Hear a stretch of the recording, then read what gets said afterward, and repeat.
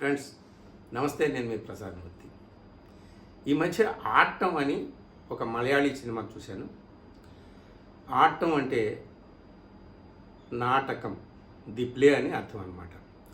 సాధారణంగా మనం సినిమాలు చూస్తాం, సస్పెన్స్ థ్రిల్లర్ సినిమాలు చూస్తాం.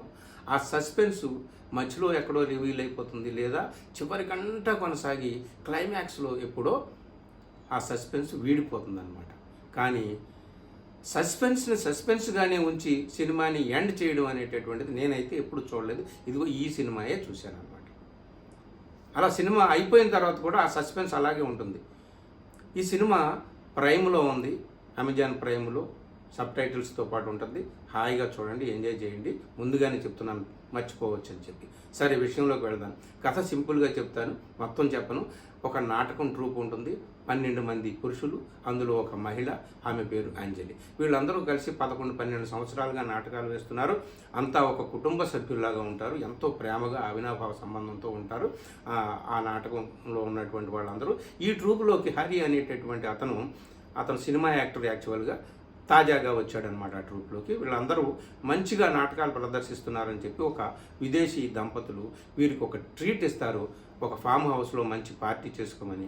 ఆ పార్టీ చేసుకుంటారు. ఒక రోజు రాత్రి అంతా కూడా పార్టీ చేసుకొని డ్రింక్స్ తీసుకొని హాయిగా ఎంజాయ్ చేసి అందరూ పడుకుంటారు. అంజలి నిద్రపోతుండగా ఆమె మీద ఒక వ్యక్తి అసభ్యంగా చేతులు వేసి అసభ్యంగా ప్రవర్తిస్తాడనమాట. తటాలను ఆమె లేచి ఎవరో అతన్ని చూద్దామని పరుగున వెళ్ళేటప్పటికి అతను పారిపోతాడు. అతని కారు కీస్ వరండాలో ఆమెకు దొరుకుతాయి. ఆ కారు కీస్ని బట్టి ఆమెకు అర్థమైంది హరి అని. ఆమె వెంటనే ఆ ట్రూప్లో ఉన్నటువంటి తన లవర్కి చెప్తుంది. మర్నాడే వెళ్ళిపోయి ఉదయమే వెళ్ళిపోతుంది. మర్నాడు అతనికి ఫోన్ చేసి చెప్తుంది. అతను ఏం చేస్తాడంటే నాటక సభ్యులందరినీ కూడా ఒక సమావేశపరిచి అందులో ఉన్న పెద్దకి ఇదంతా కూడా చెప్పి అందరినీ సమావేశపరిచి ఎట్టి పరిస్థితుల్లోనూ ఆ హరిని మనం ఎక్స్పెల్ చేయాలని చెప్పి వాళ్ళందరి చేత నిర్ణయం తీసుకునేటట్టుగా చేస్తాడు. అందరూ నిర్ణయం తీసుకుంటారు. సరే, భిన్నాభిప్రాయాలు ఉన్నప్పటికీ కూడా నిర్ణయం అయితే తీసుకుంటారు. ఈ లోపు ఏమవుతుంది, హరి అనేటటువంటి వాడు ఆ నాటకం ట్రూపులో ఉన్నటువంటి పెద్ద మనిషి దగ్గరికి వచ్చి మనందరికీ కూడా యూరప్ ట్రిప్ అరేంజ్ చేశాను, 3 నెలల పాటు మనందరం కూడా యూరప్లో నాటక ప్రదర్శన చేయాలి అనేటప్పటికీ అందరిలో కూడా సెకండ్ ఒపీనియన్ వచ్చేస్తుంది అనమాట.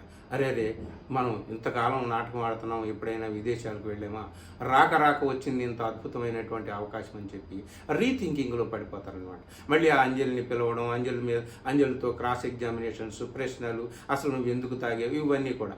అంజలికి చాలా మనస్తాపం కలుగుతుంది, అసహ్యం పడుతుంది. ఓహో, వీళ్ళందరూ కూడా ఇంతేనమాట అని. ఆ మాటల సందర్భంలో, ఆ ప్రశ్నల సందర్భంలో అసలు ఆ కారు కీస్ హరివే కానీ, ఆ కారు ఆ రాత్రి ఎవరో తీసుకున్నారు ఆ కీస్ అని ఇంకొక అతను తెర మీదకి వస్తాడు దోషిలాగా. అతను కాదు, అంజలి వెనక పెళ్లి చేసుకొని వెంటపడుతున్నవాడు ఒకడున్నాడు, వాడేమోనని, అసలు అంజలి లవర్ ఏమోనని, ఇట్లాంటి రకరకాల అభిప్రాయాలు మనకి కలుగుతూ ఉంటాయి అన్నమాట. కానీ ఎవరో మనకు తెలియదు.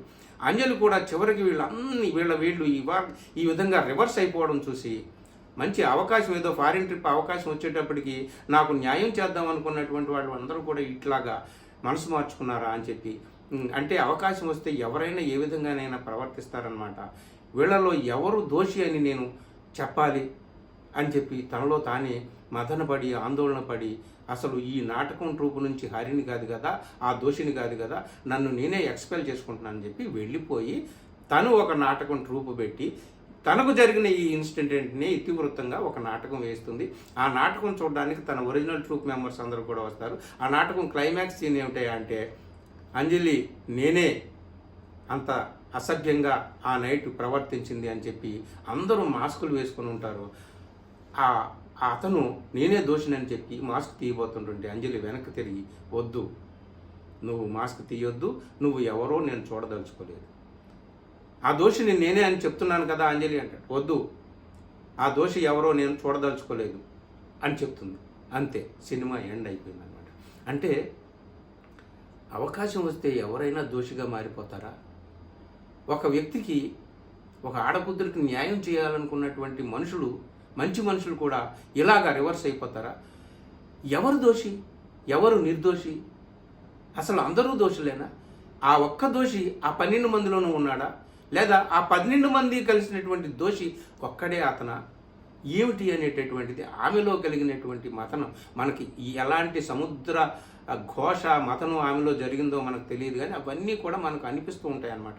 ఆడియన్స్గా మనం ఊహించుకోవాలి, బిట్వీన్ ది లైన్స్ అంటారే అవన్నీ కూడా ఊహించుకొని ఎందుకు ఇట్లా ముగించాడంటే ఒక్క ముగింపులో 100 అర్థాలు, 100 ప్రారంభాలు, 1,00,000 సన్నివేశాలతో ఈ ముగింపు చేశాడు డైరెక్టర్ అనిపించింది.